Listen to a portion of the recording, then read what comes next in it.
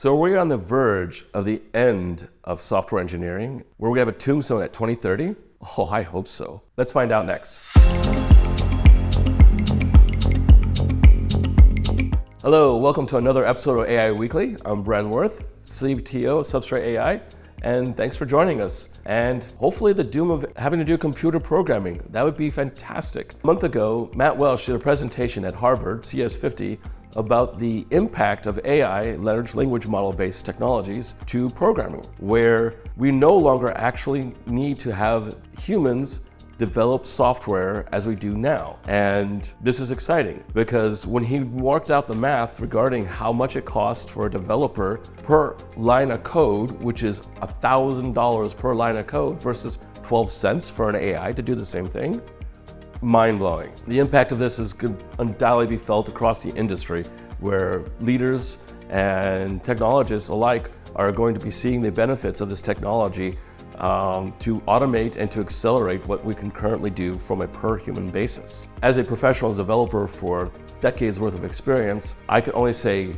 thank you, because this technology is going to remove a great deal of tediousness and repetition related tasks that we have to perform at each of our jobs, and instead be able to focus on really what is interesting, which is like solving complex problems, which AI may also be able to help us out with as well. But at least we're doing something that's more fun. And his vision is a future world of AIs and software developers is where software developers are more like project managers, technical project managers to be sure, where instead of sitting there writing code, you just write what you want the program, what the agent to do, or the code to do, and the LLM actually writes that code for you. This is fantastic because even right now, I'm writing code with natural language to do things that I would have a hard time, if not near impossible, to try to spec that out from a software perspective. This is tremendous for us. One of the things that I think that in this vision of future no humans or little humans in the loop for code is that actually project management.